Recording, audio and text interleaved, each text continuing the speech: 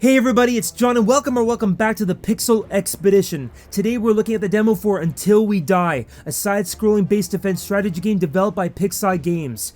You play as Ivan, a gun-wielding taskmaster, straining to protect his troops from harm as they work to defend a massive subway tunnel against a mutant invasion in this harrowing post-apocalyptic adventure.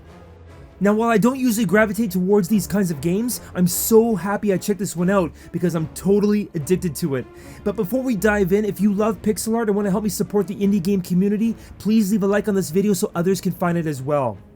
So after a devastating cataclysm of crashing meteors, survivors that weren't mauled to death by mutants fled into the metro tunnels for a final stand at all costs. Although the experience has some of the usual trademarks of base defense strategy games, Until We Die is not only something a little different, it also brings a personal touch to the genre.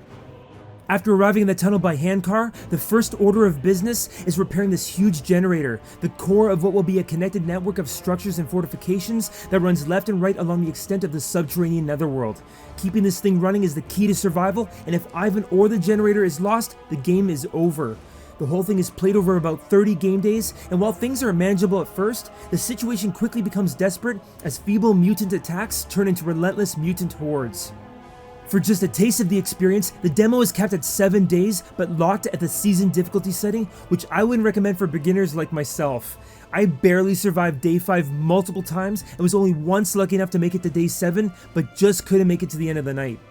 Despite the intensity of the gameplay experience, however, I had so much fun playing this that I just kept getting up and throwing myself back in.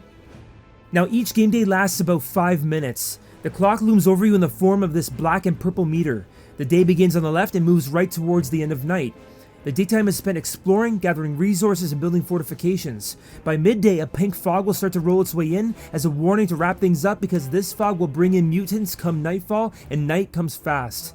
Once the sun goes down, anything goes, and mutants will attack your left and right flanks at random. Any walls you put up will hold them off for a bit, but if they manage to break through, they're going for the generator, and if you're not prepared, you'll have little means to stop them, even with your machine gun. Now what gives Until We Die that personal touch is that all personnel and construction management in the game is handled in person, literally. There's no advanced AI in the game, so nothing happens without Ivan's say-so. It's up to you to rally your volunteers and take them to where you need them to be and put them to work. Some of these tasks might be harvesting mushrooms for food, breaking down crates for scrap using construction projects, or even just posting them at the walls guarding your base. These volunteers can also be upgraded through workshops to perform specialized tasks.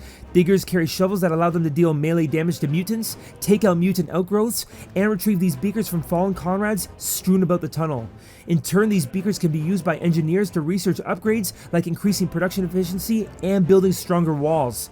Speaking of walls, any engineers posted at them will repair the damage they take in real time during a mutant attack.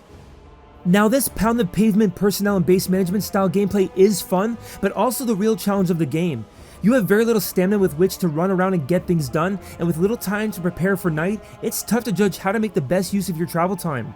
As you expand your base, barrels will appear, and when lit, will heal any injuries and recover Ivan's stamina. While this does help a bit, Ivan's stamina isn't close to enough energy to get from one flank to the other in short order, so it's often slow getting around and can leave your base vulnerable during attacks. There's also a couple of nitpicky things that take some getting used to. For instance, the reach of your shout when declaring orders to your crew is quite limited, so you need to get in close to be effective. But if there's a group huddled together and you want one particular person to come with you, you'll find yourself having to bring everyone in line, resorting the order of your crew, and then placing the ones you didn't need back in position. It would have been great if there was a way to direct your orders to the volunteer of your choice. Also, each volunteer can only perform one assigned task at a time, and it would have been handy if there was the added complexity of assigning a person more than one task to complete. Many times I found myself having to wait around for the task to be done before moving on because it was quicker to wait for the results before attending to something else. Otherwise, that volunteer will just finish up and stand around waiting for orders, and this can be a little tedious when time is not on your side. Now, according to a list of game features, in addition to attacking mutant lairs to secure new land for farms and tents, Until We Die will also feature the ability to send expeditions to the surface. Also, in between game rounds, you'll find yourself in some kind of secret hideout that looks to be upgradable. This likely means that every survival attempt may provide additional upgrades and perks that might help you going into the next round. So Until We Die is an exciting, innovative take on the base defense strategy genre. Despite its apparent difficulty and learning curve, I found the gameplay experience addictive. It's challenging without being unfair, encouraging you to learn from your mistakes and explore different strategies as you struggle to survive against a relentless mutant army. The game is available right now, but the demo is still up, so I absolutely recommend checking it out for yourself. But that will do for this episode. So thank you so much for watching. Please consider leaving a like on this video and subscribing to the channel if you're new.